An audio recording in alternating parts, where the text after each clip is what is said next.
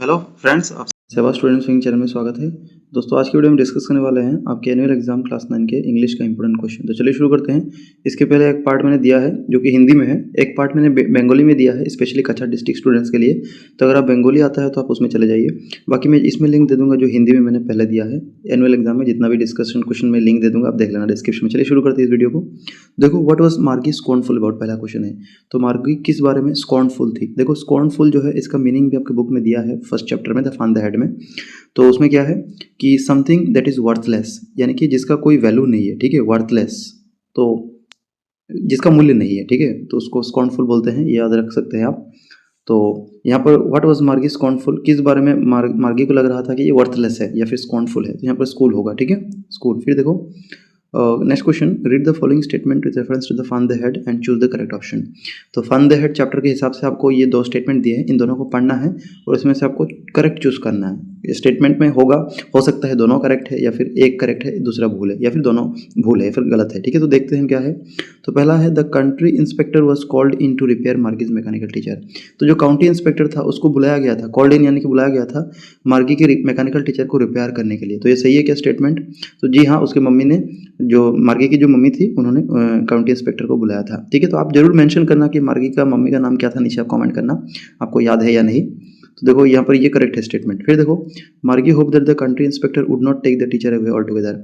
और मार्गी ऐसा सोच रही थी, होप्ड यानी कि वो मन ही मन सोच रही थी ऐसा कि that the county inspector would not take the teacher away all together, कि जो काउंटी इंस्पेक्टर जो रिपेयर करने आया है मार्गी के टीचर को, वो उसको नहीं ले जाएगा। तो यहाँ पर बोला है would not take.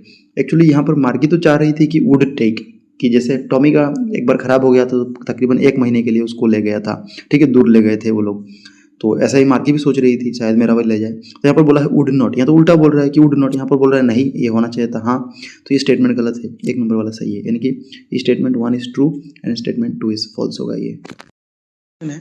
To मार्गीज mother, मार्गी की माँ के मुताबिक लिटिल गर्ल्स लर्न बेटर, जो छोटे बच्चियाँ होती हैं वो जल्दी ज़्यादा सीखती हैं, ठीक है, अच्छे से सीखती हैं, better if they learn eight, अगर वो सीखती हैं किस पे। तो देखो, अगर वो सीखती है मॉर्निंग आवर, सुबह सुबह सीखती है, या फिर आफ्टरनून दोपहर को, इवनिंग शाम को, या फिर रेगुलर, या फिर हर दिन अगर वो पढ़ती है एक रूटीन बना के, तो वो अच्छा सीख सकती है। तो यहाँ पर रेगुलर आवर्स होगा, ये आपकी बुक में मेंशन है, तो if the learn at regular hours, ठीक है, ये हो।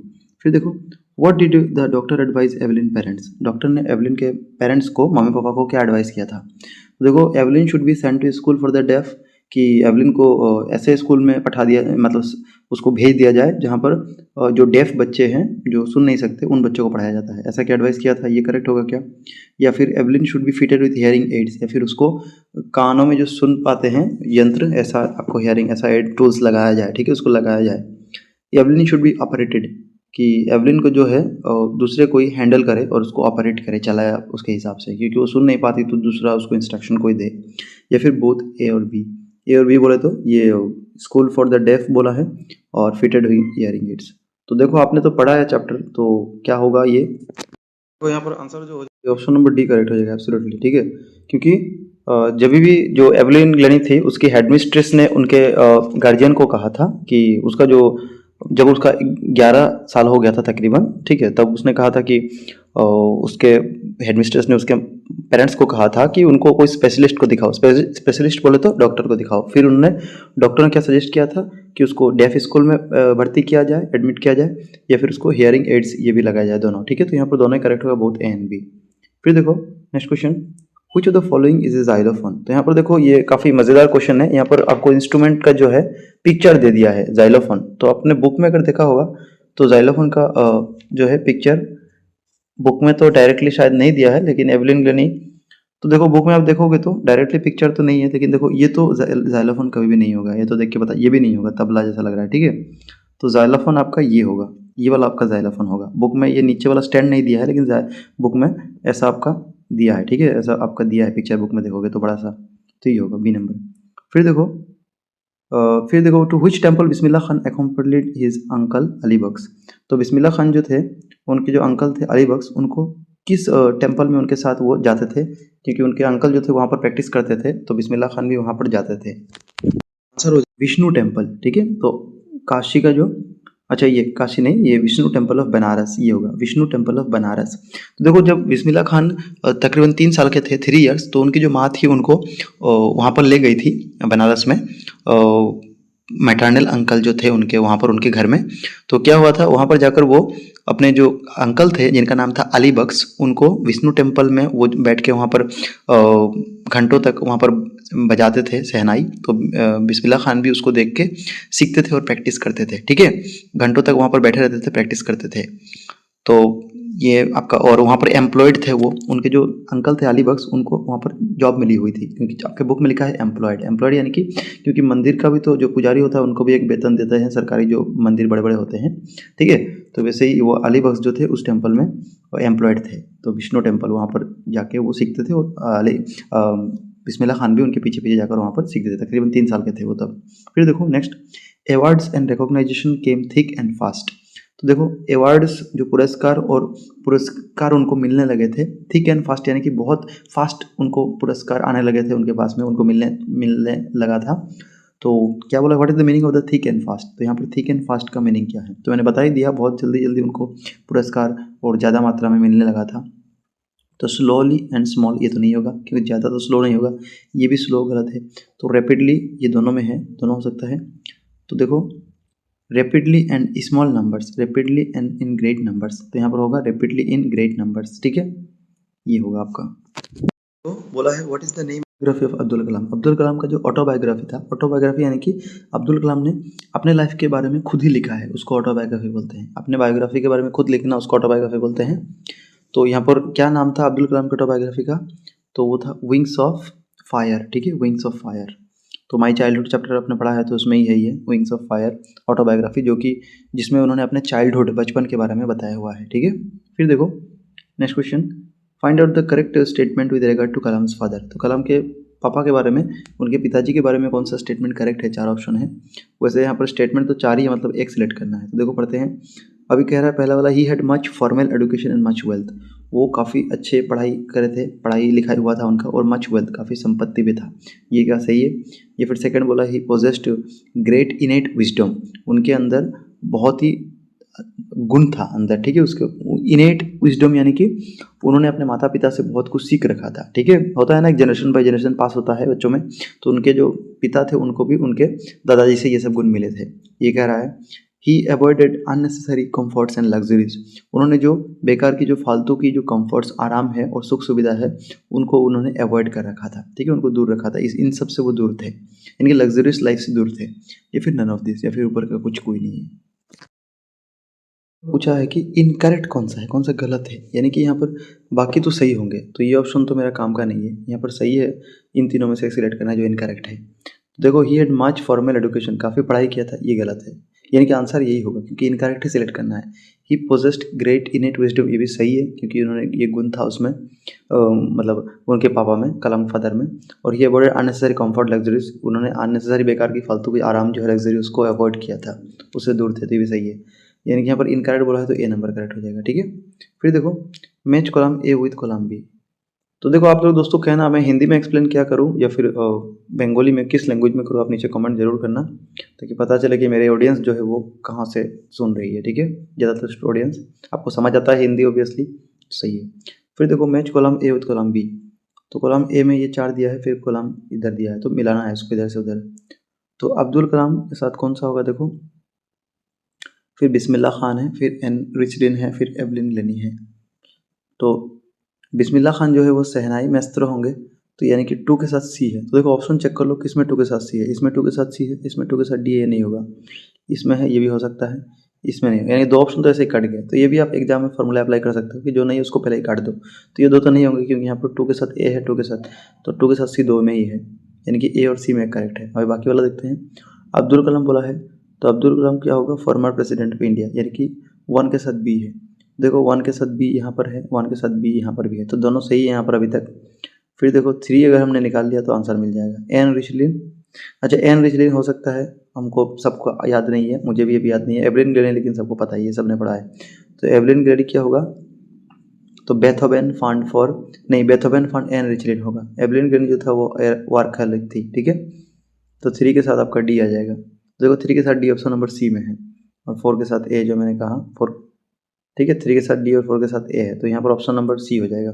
क्योंकि एवलिन ग्रैनी वर्कहॉलिक थी, यानी कि उनको काम करना अच्छा लगता था, काम में बिजी रहते थे, और एन चिल्ड्रन वो बेथोवेन फांड थी डेफ चिल्ड्रन के लिए उन्होंने क्रिएट किया था। फिर देखो what is the effect of barium carbonate after Bruno at it. Bruno जब बेरियम कार्बोनेट जो केमिकल जहर था वो खा लिया, उसके बाद उसको क्या इफेक्ट हुआ, ठीक है। तो ब्रूनो फेल एजलिफ फॉर 3 days, 3 दिन तक वो सोया रहा, या फिर ब्रूनो डाइड, ब्रूनो मर गया था, या फिर ब्रूनो वाज अनअफेक्टेड, कोई असर नहीं पड़ा, या फिर ब्रूनो गॉट पैरालाइज्ड, तो उसको ऑब्वियसली पैरालाइज्ड हो गया था बॉडी में, यही होगा करेक्ट, तो ये होगा आंसर।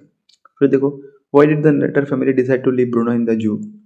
जो लेखक की फैमिली थी जिन्होंने उसको पाल पोस के बड़ा किया था ब्रूनो को, उन्होंने क्यों डिसाइड किया कि उसको जू में, चिड़ियाखाना में छोड़ दिया जाए, लीव, ठीक है। तो he was growing to be at a home, घर में होने के नाते वो काफ़ी बड़ा जानवर था भालू, तो उसको रखना इम्पॉसिबल था इसीलिए किया, या फिर ही वॉज बिकमिंग नोटोरियस, या फिर वो नोटोरियस हो रहा था इसीलिए, मतलब है कि वो कुख्यात। देखो दोस्तों, एक होता है फेमस जिसको बोलते हैं विख्यात, ठीक है, और उल्टा होता है कुख्यात, कि उसका नाम खराब कर रहा हो पूरे मोहल्लों में। जैसे होता है ना, हम भी कोई एक जानवर लाए, जैसे मैं भी घर में कुत्ता लाया था, तो वो कुत्ता क्या करता था, जो हांस मुर्गी होते हैं ना, उनको पकड़ के वो खाता था, तो लोग उसको गाली देते थे, हमको भी गाली पड़ता था। तो वैसे ही कुख्यात वो हो रहा था जो ब्रूनो था उस एरिया में, शायद इसीलिए ये था वजह, इसीलिए उसको दे दिया गया, या फिर दे वर स्केयर्ड ऑफ हिम, या फिर वो डरते थे, या फिर they did not like him, या फिर उनको पसंद नहीं करते थे। तो पसंद तो नहीं करते नहीं होगा, क्योंकि पसंद तो करते थे लेखिका जो थी। तो यहाँ पर होगा he was growing too big to be at home, मैंने घर में रखने को काफ़ी बड़ा जानवर हो रहा था, उसको रखना पॉसिबल नहीं था, इसलिए जू में देने को डिसाइड किया उन्होंने, तो ये होगा ऑप्शन नंबर ए। फिर देखो when was Kaziranga declared a world heritage site, तो काजीरंगा को वर्ल्ड हेरिटेज साइट बोल के कब डिक्लेयर किया गया था।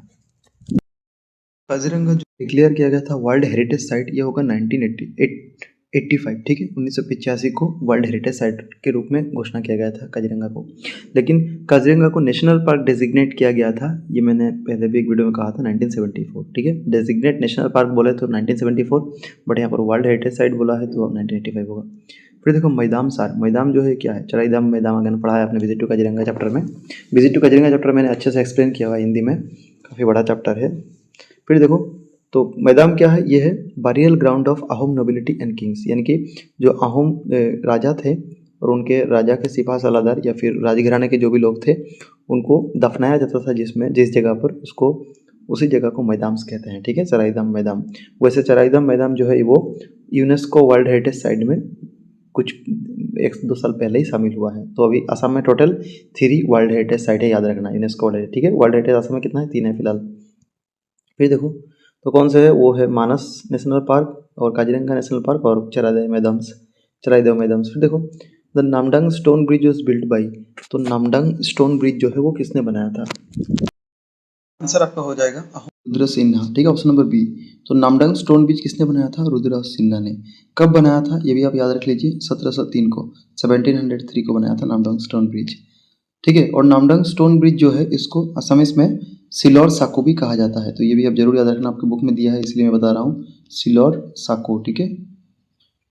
नामडंग स्टोन ब्रिज जो है ये टोटल इसका लेंथ कितना है, तो 60 मीटर, कितना लंबा है ये, तो 60 मीटर है, तो ये भी आप फैक्ट जरूर से याद रख लेना, ठीक है। और इसके बारे में एक फैक्ट याद रखना कि जो नामडंग स्टोन ब्रिज है, इसके बारे में एक अमेजिंग फैक्ट है, एक मज़ेदार बात है कि it was built of only 1 single stone, एक सिंगल स्टोन से, एक स्टोन जो है उसमें से सिंगल स्टोन से ही बना है, ठीक है। उस टाइम पे इतना टेक्नोलॉजी भी एडवांस नहीं था, तो उस टाइम पे ह्यूमन रिसोर्स जो भी लोग थे उन्होंने मिलके ये मॉडर्न डे टेक्नोलॉजी के हिसाब से उसको बनाया था, एक ही स्टोन की सहायता से, स्टोन इस ब्रिज को, ठीक है, तो याद रखना ये सब बात है। फिर देखो next question, the poem the road not taken deals with, road not taken जो है किस बारे में डील करता है, तो देखो यहाँ पर ऑप्शन के हिसाब से आपका ऑप्शन नंबर बी करेक्ट हो जाएगा, मोस्ट अप्रोप्रिएट, ठीक है। Option number B, making choices that may shape us, तो ये चॉइस के बारे में इस चैप्टर में दिया है आपका, रोड नॉट टेकन। फिर देखो what do leaves no step had trodden black mean, तो यहाँ पर leaves no step had trodden black, इसका अर्थ क्या है, तो 4 ऑप्शन है, leaves had been crushed, leaves को दबाया जा चुका है, पैरों से रौंदा जा चुका है, या फिर leaves became black under the feet of travellers, तो जो पत्ते थे वो काला हो गए थे, ब्लैक हो गए थे under the feet of the travellers, जो भी लोग वहाँ पर गुजर रहे थे यात्री। लीव्स एर येलो इन कलर, लीव्स जो थे वो येलो कलर का था, या फिर leaves had not been crushed under the feet of travellers के पैरों पे वो रौंदा नहीं गया है जो लीव्स, ठीक है, तो कौन सा होगा, हो जाएगा कि leaves had not under the feet of the travellers, यानी कि जो भी यात्री उस रास्ते से गए हैं उन्होंने अपने पैरों से उसको नहीं रौंदा है। जो भी वहाँ पर पत्ते वगैरह थे, यानी कि वो ग्रीन एक पाथ है, वहाँ पर काफ़ी लोग कम चले हैं ऐसा पाथ। तो leaves no step had trodden black earth, यही है, ठीक है, जिसके ऊपर लोग नहीं ज़्यादा गए हैं। यानी कि पोएट जो थे, हमने पढ़ा था रोड नॉट टेकन में 2 रोड थे, तो इसमें काफ़ी लोग चले थे और एक ऐसा रोड था जिसमें कोई भी नहीं चला है। क्वाइट न्यू, वो नया था, यूनिक था, ठीक है। तो देखो next question, why does the poet want to go to Innisfree, poet जो है वो इनिस्फ्री में क्यों जाना चाहते हैं। सो ये होगा, देखो, to get relieve his past, उन्होंने जो इतिहास जो था, यानी कि उनका जो बीते जो दिन थे या फिर बीते समय थे उसको वो रिलीव, उससे मुक्ति पाना चाहते थे, उसको भूलना चाहते थे, इसलिए। To get peace and tranquillity, शांति पाना चाहते थे इसलिए। टू एक्सप्लोर समथिंग न्यू, कुछ नया ढूंढने के लिए वो जाना चाहते थे इनिस्फ्री में। या फिर to have a change of mood, या फिर मूड चेंज करना चाहते थे। यहाँ पर ये होगा to peace and tranquillity, to get peace and tranquillity, शांति महसूस करना चाहते हैं, शहर के भीड़ भाड़ से दूर एक शांत स्थान में जाना चाहते थे, इसीलिए इनिस्फ्री को जाना चाहते थे। फिर देखो, how do people pollute the earth according to the poet, poet यानी कि कवि के मुताबिक जो दोस्त लोग हैं, पीपल, वो पोल्यूट करते हैं पृथ्वी को, कैसे पोल्यूट करते हैं, ठीक है, दूषित करते हैं। तो देखो, बाई थ्रोइंग वेस्ट, जो वेस्ट प्रोडक्ट है उसको फेंक के करते हैं दूषित, या फिर बाई कटिंग प्लांट्स, पेड़ों को काट के, या फिर by hating and killing others, दूसरे को हेट करके, घृणा करके, या फिर इसको मार के, by emitting smoke from vehicles, या फिर धुएं, जो गाड़ी से धुआं निकाल कर वो दूसरे को पोल्यूट करते हैं। तो यहाँ पर लोग तो और धुएं से निकाल के पोल्यूट नहीं करेंगे, यहाँ पर ये होगा by hating and killing others, ठीक है, दूसरे को घृणा करके, उस दूसरे को मार के, यानी कि जो युद्ध होता है उसमें जनरली ये होता है कि एक सेना दूसरे सेना को मारती है, ठीक है। तो यही होगा कॉन्सेप्ट, ऑप्शन नंबर सी। फिर देखो, what message does the poem no man are foreign convey, यही चैप्टर का नाम बता दिया है वो पहले वाला भी। तो नो मैन आर फॉरेन, कोई भी आदमी जो है विदेशी नहीं है, तो इसका ये क्या मैसेज देता है ये पोएम जो है। तो देखो, इक्वलिटी एंड यूनिवर्सल ब्रदरहुड, इसमें समानता और यूनिवर्सल ब्रदरहुड, यानी कि एक भाई भाई का भावना हो सभी में, ठीक है, सभी दुनिया के सभी लोगों में। ऑल मैन आर गुड, सभी लोग अच्छे हैं, ये मैसेज देता है क्या चैप्टर। या फिर गॉड इज एवरीवेयर, भगवान सब जगह है, ये मैसेज है। फिर ऑनेस्टी द बेस्ट पॉलिसी, यहाँ पर ये होगा इक्वलिटी एंड यूनिवर्सल ब्रदरहुड, सभी भाई भाई का भाव रखे आपस में, सभी देश के लोग, सभी सैनिक गण, और इक्वलिटी, एकता हो, सब में समानता हो। फिर देखो, no motion has she now no force, what does this line form, तो ये लाइन जो है वो ये slumber did my spirit still indicate, तो ये slumber did my spirit still कविता से दिया है, ये लाइन क्या कह रहा है। No motion has she now no force, तो देखो, poet beloved is unable to move, यानी कि पोएट की जो बिलव्ड थे, जिनको वो चाहते थे, उनकी लूसी जो उनकी पत्नी थी, वो अभी और नहीं हिल पा रही है, इसको समझा रहा है। या फिर पोएट्स बिलव्ड इज नो मोर, यानी कि पोएट का जो आशिक था या फिर जो प्रेमिक थी वो अब और नहीं है दुनिया में। Poet beloved is paralysed, poet जो पोएट जिनको चाहते थे वो अभी पैरालाइज हो चुका है उनको। फिर poet beloved has become immobile, या फिर जो पोएट के जो चाहने वाले थे, यानी कि जो पोएट चाहते थे जिनको, वो इमोबाइल, यानी कि वो हिल डुल नहीं पाते हैं अभी। तो कौन सा होगा, देखो इसका meaning option number B correct हो जाएगा, नो मोर। पोएम जिनको चाहते थे पोएट, वो अभी और दुनिया में नहीं है, और वो नेचर के साथ घुल मिल गई है, ऐसा है, ठीक है।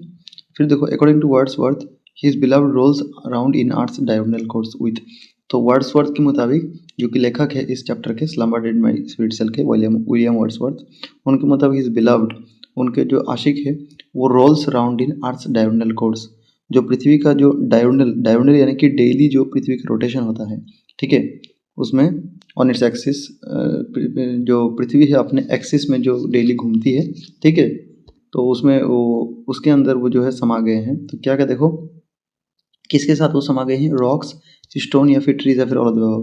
तो यहाँ पर आंसर होगा ऑल ऑफ द अबव, क्योंकि आपकी कविता में slumber did my spirit seal poem में दिया है ये तीनों चीज़ें लास्ट लाइन में, रॉक्स, स्टोन एंड ट्रीज, ठीक है, तो ये होगा। फिर देखो, the women in a legend of the northland got cursed by Saint Peter for her, तो वोमेन जो महिला जो थी लीजेंड ऑफ नॉर्थलैंड चैप्टर में, उसको क्यों अभिशाप दिया गया था सेंट पीटर के द्वारा, किस लिए, for her greedy and selfish nature, उनका जो लोभ जो था उसका भाव था, या फिर सेल्फिश, जो सेल्फिश थी, स्वार्थपर, या फिर मिस्टेक्स इन लाइफ, या फिर गलतियों की वजह से, ये नहीं होगा, प्राइड इन लाइफ, ये भी नहीं होगा, इडियट, तो ये होगा ग्रीडी एंड सेल्फिश नेचर, ये होगा, ठीक है। फिर देखो, what would Toto do whatever whenever a particular aunt of Ruskin Bond came near him, तो टोटो क्या करता था, जब भी कोई आंटी जो थी रस्किन बॉन्ड की वो उसके सामने आती थी, तो देखो get hold of the dress and tear a hole in it, वो ड्रेस को पकड़ लेता था और tear a hole in it, और उसमें छिद्र कर देता था, होल कर देता था। Get hold of the dress and tear a hole in it, या फिर get hold of the dress and make it dirty, get hold of the dress and tear it completely. तो 4 ऑप्शन दिया है, काफ़ी मिलते जुलते ऑप्शन है। Option number आपका बी करेक्ट हो जाएगा। ये gate hold of the dress, यानी ये आंटी अगर उनके घर में आ जाती थी, ठीक है, जो रस्किन बॉन्ड थे उनकी, तो ये बंदर या फिर टोटो क्या करता था, उसके साथ ड्रेस को पकड़ता था, होल्ड ऑफ द ड्रेस, और टीआर ए होल, और उसमें छेद कर देता था, ठीक है, छेद करता था, तो होल इन इट होगा। यहाँ पर होल स्पेलिंग, ये दो आपको ऑप्शन एक ही जैसे लग रहे होंगे, बट यहाँ पर स्पेलिंग में थोड़ा मिस्टेक है, यहाँ WHOL ही और HOL ही, तो छिद्र करना, इसको छेद करने को HOL ही बोलते हैं, ठीक है, ये होगा। फिर देखो next, what can the happy prince see when he has been set up so high, यानी कि हैप्पी प्रिंस जो मूर्ति जैसा था, ठीक है, मूर्ति था, वो क्या देख पा रहा था जब उसको काफ़ी ऊपर उठा दिया गया था, ठीक है, उसको स्टेचू को। So he has been set up so high, यही पूछा है। तो मिजरी ऑफ द सिटी, यानी कि जो सिटी, शहर की जो दुख थी वो देख पा रहा था, या फिर अगलीनेस ऑफ द सिटी, या फिर सिटी की जो साफ सफाई नहीं थी, ठीक है, जो डर्टी था वो देख पा रहा था, या फिर क्रुएल्टी ऑफ द सिटी, या फिर सिटी में जो क्रुएल्टी, यानी कि मारधार जो, ठीक है, अत्याचार हो रहा था एक दूसरे के ऊपर, वो देख पा रहा था, या फिर बोथ ए एंड बी, या फिर ए और बी दोनों होगा। तो कौन सा होगा सही? तो इसका आंसर जो आपके ऑप्शन डी हो जाएगा, बोथ ए एंड बी, यानी कि मिजरी ऑफ द सिटी और अगलीनेस ऑफ द सिटी, ये दोनों चीज़ें देखने के लिए उसको इतने हाई पे मतलब सेट किया गया था, ठीक है। तो ये फिर देखो, अच्छा, ये इसी से एक रिलेटेड क्वेश्चन याद रखना, यहाँ पर आप बुक में लाइन पढ़ोगे तो misery of the city ugliness city of the देखने के लिए खड़ा किया गया था, तो जो उसमें ही कहा गया है कि जो जो स्टेचू है हैप्पी प्रिंस का, उसका हार्ट जो है किस मटेरियल से बना था, तो लेड से, याद रखना, लेड से उसका हार्ट बना था।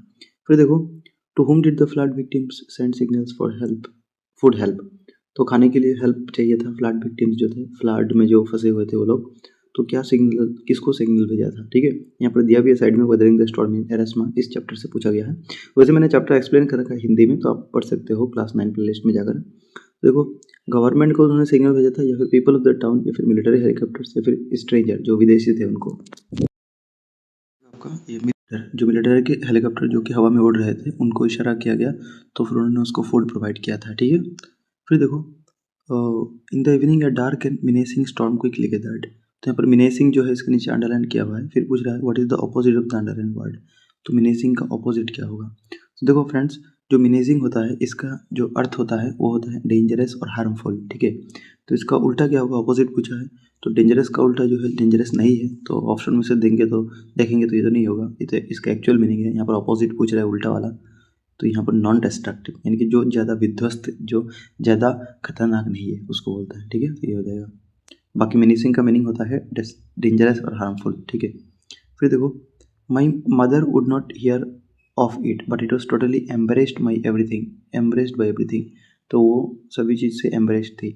तो house is not a home इस चैप्टर से है। What is the meaning of the underline word, तो एम्बरेस्ड का मतलब क्या होता है, तो देखो एम्ब्रेस्ड का मतलब क्या होता है, एक्साइटेड या फिर डेस्ट्रॉयड, तो डेस्ट्रॉयड तो नहीं होगा, और एक्साइटेड या फिर असेम्ड या फिर डिलाइटेड मीनिंग हो जाएगा यहाँ पर असेम्ड, ठीक है, असेम्ड, एम्ब्रेस्ड मतलब असेम्ड, ये शर्मिंदा होना।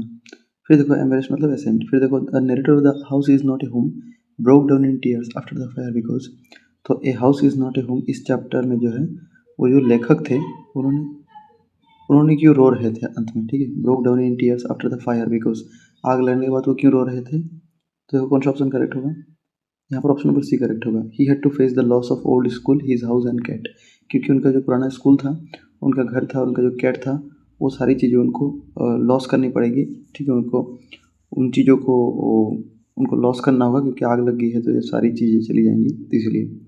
फिर देखो, they turn the pages which were yellow and crinkly, तो यहाँ पर बोला the underline word in the sentence is a an, तो क्रिंकली जो है क्या है, तो नाउन है, एडवर्ब, एडजेक्टिव, प्रोनाउन। देखो क्रिंकली जो है वो एडजेक्टिव होगा, ठीक है।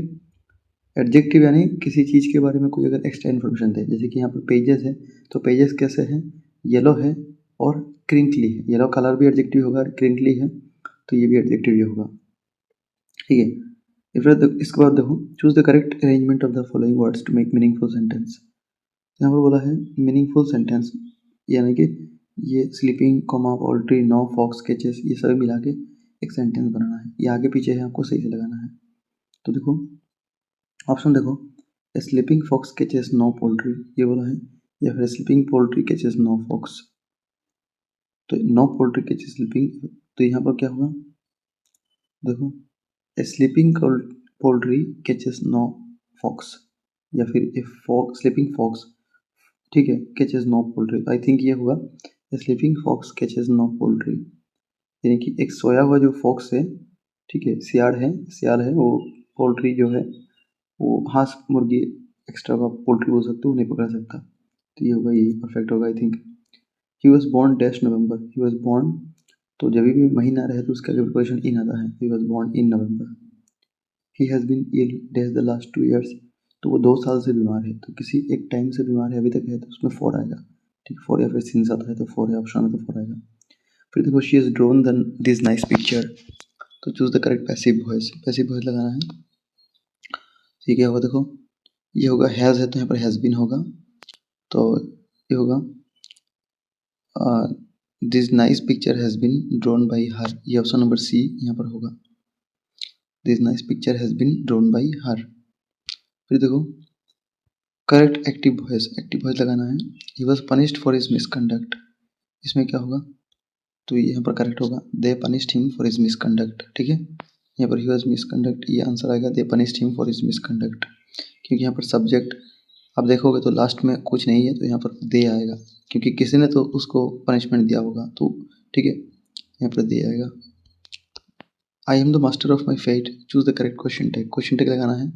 तो देखो यहाँ पर एम एन टाइम मत लिख देना, जो भी आई एम होता है तो ये घूम के एम नॉट नहीं होता है, एम नॉट कभी नहीं होता है, ये एंट होता है। अगर ऑप्शन में एंट होता तो मे बी ये करेक्ट होता, अमाउंट बोल के कुछ चीज़ नहीं है, तो एंट तो नहीं ऑप्शन में, तो आरंट है तो आरंट होगा, ठीक है, अमाउंट नहीं होता है कहीं भी, तो यहाँ पर अमाउंट आई आरंट आई होगा, ठीक है, या फिर अगर ऑप्शन में एंट रहता तो वो भी करेक्ट होता। फिर देखो Kapil is the tallest boy in the class, बोला करेक्ट फ्रॉम पॉजिटिव डिग्री क्या होगा, तो पॉजिटिव डिग्री यहाँ पर होगा no other boy, no other से स्टार्ट होता है positive degree, so no other boy in the class is as tall as Kapil. फिर देखो he went to Nagaon yesterday to see his ailing uncle, यानी कि वो नगांव में गया था yesterday to see his ailing uncle, उसके जो बीमार अंकल है उसको देखने के लिए। तो देखो बोला है the appropriate question to get the underline part as answer, तो इसमें क्वेश्चन क्या पूछोगे जो आपको ये आंसर जो दिया होगा, ठीक है, to see his ailing uncle. So why did he go to Nagaon, ठीक है, ये होगा why did he go to Nagaon yesterday, तो आंसर देखो यहाँ पर पूरा नहीं पढ़ना है, पूरा पढ़ोगे तो कंफ्यूज हो गए। यहाँ क्वेश्चन बोला है the appropriate question to get the underline part as answer, जो अंडरलाइन पार्ट है यही आंसर हिसाब में आके चाहिए, तो कौन सा क्वेश्चन पूछोगे, तो to see his ailing uncle, यानी कि उसके अंकल को देखने के लिए, तो उसके अंकल को देखने के लिए क्या वो गया था नगांव, ये पूछा होगा, तो ये पूछा होगा why did he go to Nagaon yesterday, Nagaon क्यों गया था, तो आंसर देगा टू सी माई एलिंग अंकल, ठीक है। फिर देखो nobody can escape death, the correct interrogative form of the given sentence, इसमें क्वेश्चन क्या होगा कि नोबडी कैन एस्केप डेथ, तो ये होगा कैन एनीबॉडी एस्केप डेथ, ठीक है, कैन एनीबॉडी एस्केप डेथ, तो आंसर होगा नोबडी कैन एस्केप डेथ, तो ये होगा ऑप्शन नंबर बी। फिर देखो यहाँ पर एक पैसेज है, यानी कि यहाँ पर कुछ एक लाइन दिया होगा उसमें ही आंसर है, उसके अंदर पढ़ के आपको आंसर लगाना है नीचे। तो देखो यहाँ पर अनसीन पैसेज है, क्योंकि ये आपका बिस्मिल्लाह खान चैप्टर से दिया है, एक होता है अनसीन पैसेज जो कि किसी भी बाहरी चैप्टर से आपकी बुक के बाहर से कुछ भी दे देगा, तो ये सीन चैप्टर है तो सीन पैसेज है, तो सीन पैसेज काफ़ी ईजी होता है क्योंकि उसमें हम तो चैप्टर में ही पढ़े हुए हैं ऑलरेडी। तो देखो the sound of the shehnai began to be considered auspicious, this sentence means that, इस सेंटेंस का मीनिंग क्या है, तो ये होगा the sound of the shehnai would bring good luck, ये आंसर होगा, sound of the shehnai would bring good luck and positive energy, ठीक है, इसलिए इसको ऑस्पिशियस माना जाता है। फिर भी आप यहाँ पर पढ़ सकते हो and for this is still played in temples in division compound of north India wedding, तो ये जो है ऑस्पिशियस इसको माना जाता है, ठीक है, तो यहाँ पर क्या होगा good luck and positive energy ये होगा। फिर देखो which of the following is an indispensable part of any north Indian wedding, तो ये जो होगा शहनाई होगा, ठीक है। फिर देखो फिर एक पैसेज दिया है 42 से 45 तक, ये अनसीन पैसेज है, देखो यहाँ पर लिखा है ये बुक के बाहर से है, तो पैसेज आपको पूरा नहीं पढ़ना है, पहले तो क्वेश्चन पढ़ लेना है, उसके हिसाब से आंसर लगाना है। क्वेश्चन देखो, as children we are taught to, बच्चे के हिसाब से, बच्चे के नाते हमको क्या बताया जाता है? तो बोला है to go to school everyday, रोज स्कूल जाना, या फिर हेल्प आवर पेरेंट्स, अपने माता पिता को हेल्प करना, स्टडी रेगुलरली रोज पढ़ना, या फिर worship the photos and idols of God's of respective religions, यानी जिसका इसका जो धर्म है वो अपने भगवान को पूजा करे। तो देखो एस चिल्ड्रन हमको क्या कहा जाता है, अभी हम पैसे थोड़ा पढ़ेंगे तो पता चल जाएगा। देखो, we have been children taught to both at home also at school to worship the photos and idols of the god of respective religions. ठीक है, तो ये होगा देखो। ठीक है, तो पैसेज पढ़ोगे तो पूरा पैसेज मत पढ़ने जाना, क्वेश्चन पढ़ना तो ऐसे आंसर आ जाएगा। क्वेश्चन पढ़ के ऑप्शन देखोगे तो ऐसे आ जाएगा। फिर देखो, what do you learn from the holy books, Holi book से हम क्या सीखते हैं? लाइफ लेसन, या फिर गॉड, या फिर अबाउट नेचर, अबाउट पास्ट। देखो होली बुक से क्या पढ़ते हैं, तो यहाँ पर देखो, when we grieve we told to read holy books like the Bhagavad Gita, Quran, we are told that there are lot of life lessons to learn. तो वहाँ पर काफ़ी सारे लाइफ लेसन, जिंदगी की जो सीख है वो मिलेंगे वहाँ पर, तो लाइफ लेसन होगा यहाँ पर, ऑप्शन नंबर ए होगा। फिर देखो, why should we respect our parents, हमें अपने माता पिता को क्यों सम्मान करना चाहिए? तो देखो ये क्या होगा यहाँ पर, तो यहाँ देखो, teachers ethic, I also learn to respectful my parents who have made my life comfortable with their hard work, क्योंकि उन्होंने अपना सारा परिश्रम करके हमारे लाइफ को ईजी कर दिया है, हमें जो चाहिए वो देते हैं। Love and care and my teachers who have guided me, तो ये आंसर ये होगा कि who have made my life comfortable. ठीक है, तो ये होगा, तो they work hard to make our life comfortable. फिर देखो, the opposite of responsible, responsible यानी कि जिम्मेदार, उसका उल्टा होगा जो रेस्पॉन्सिबल नहीं है, तो ये होगा इरेस्पॉन्सिबल, अनरेस्पॉन्सिबल नहीं होता, इरेस्पॉन्सिबल। तो अब आपको एमसीक्यू सारे समझ आएगा। ठीक है, यहाँ पर आप देख सकते हो लॉन्ग क्वेश्चन भी है, तो ये अभी डिस्कस नहीं कर रहा मैं, आप देख लेना ये सब कौन कौन सा क्वेश्चन है। ठीक है, बाकी मैंने शॉर्ट क्वेश्चन सारे डिस्कस कर दिए हैं, ये सब भी चाहिए तो आप जरूर कमेंट करना। अगर आपको मैं भी ये भी डिस्कस करता दिखूँ तो आप कहीं भी कमेंट करना। Thank you.